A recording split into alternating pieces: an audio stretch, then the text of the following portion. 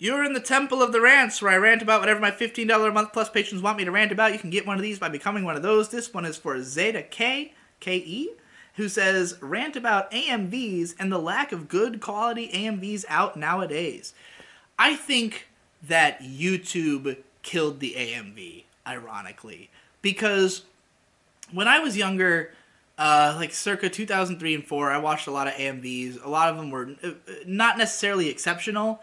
I never got into AMVs in such a way that I wanted to like watch the best ones because first of all, my taste in music is not necessarily reflective of what most AMVs are being set to. And also my taste in anime is not necessarily reflective of what most AMVs are being set to. Like, I was more about seeing an anime I liked matched to a song I liked, less concerned about the quality of the AMV in and of itself, or maybe the theming of it. So, like, a lot of the ones I liked were just collections of violent scenes set to intense music. Like, I think of, like, the AMV of the song Violence Fetish by Disturbed, that's just every single kill in Berserk, you know? Or Die for Your Government by Anti-Flag, set to just like every violent scene from any anime that existed up to 2002, basically. Or maybe even early. I don't know when it was actually made.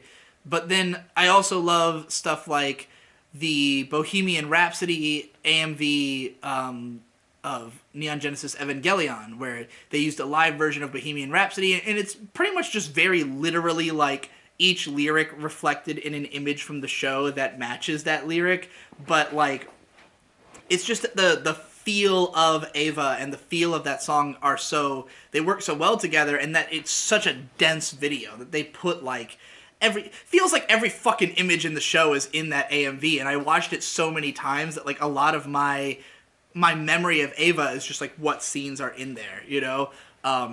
So yeah, like, and then there's ones that are more about matching aesthetics, where, say, there's an AMV of Opeth's Porcelain Heart set to Les Portraits de Petite Cosette. That song feels like that OVA. Like, they're going for a similar kind of gothic atmosphere.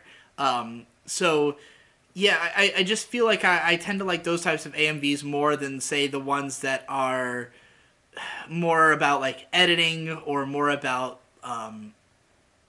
being ultra well made or well put together, because a lot of those are just not set to songs I'm really interested in. Like, I think a lot of those editing gimmicks are really corny, you know? Like, when I see stuff where there's lots of, like, screen wipes and color changes and, like, all these effects, I just think, well, you've shit all over the anime. Like, I just want to watch the anime scenes, which are already well crafted in and of themselves, without you putting a bunch of fucking filters on them and shit.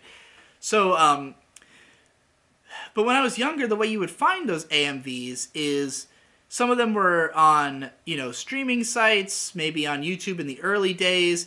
A lot of the AMVs I watched actually in like 2006 through 2008 or 9 was just because I'd be looking for songs, and that was the best way to find songs. Like, if I was trying to find, say, like a Shibuti song, it's like the only context in which it existed was Kingdom Hearts AMVs on YouTube. And so that was the only way I could listen to these songs that I liked a lot of the time. So I watched a lot of AMVs just in the process of finding music. This was, of course, before everything was on the internet. So I think that AMVs have died out because of the fact that at some point record labels caught on that they should post their music online, and they should take down your postings of their music online. And like, just, you can't upload a full song to YouTube, or anime clips for that matter. You're probably gonna get your shit taken down. And it's not even just about the fact that that's the case, because obviously there's more distribution channels that we could be using. Like, there used to be, AMV.com or something like that, where they just had downloads of AMVs. You could just direct download shit. I'm sure that site's gotten DMCA'd and stuff. Like, it's not so much about the ability to find it, because you could just torrent them. You could just make them for the sake of it and pass them around to people who care. It's more about that there is a path of least resistance to success on the internet and to attention on the internet. Because in the early days of the internet, I think the reason that people were so much more creative is that nobody knew what would work. We knew vaguely that there were categories of things that worked, but like when people were making AMVs back then, it wasn't so much out of this desire to make something creative necessarily. Like some people were getting inspired by other people's work, but it's also about getting views. It's also about putting out something that people will pay attention to, will download, will want to watch. And I think that over time, when it became that making an AMV is no longer a viable source for that because you can't really post it on a platform where it's going to get a lot of attention, people would rather do something that does fit the platform. I think a lot of people who maybe at one point would have made AMVs would instead make a Let's Play or something because that's a type of content that clearly functions on the platform, or nowadays more likely vlogs, you know? So like, it's just a matter of if you're making something because you want people to pay attention to you on the internet, you have to make something that will be shareable, that will be able to stay on a major website like YouTube.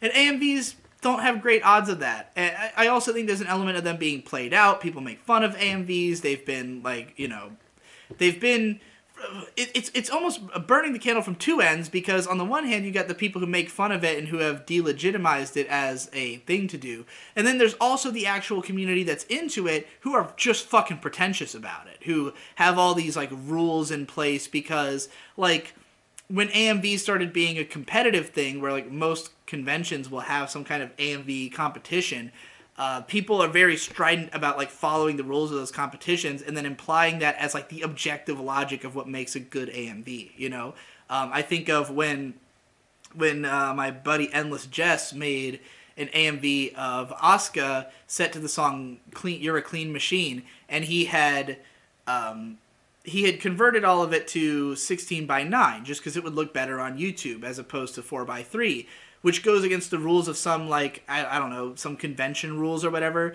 So he had posted this AMV on, like, the Evangelion subreddit, just, like, the general subreddit, and they were, like, took it, they were, like, giving him all this shit about the fact that he had changed the aspect ratio, and that's not allowed, and, like, it's like, who gives a fuck? Like, the point of this is to make something fun that you know, reflects your emotions, your feelings. I'm not submitting this to a competition, so why does it matter, you know?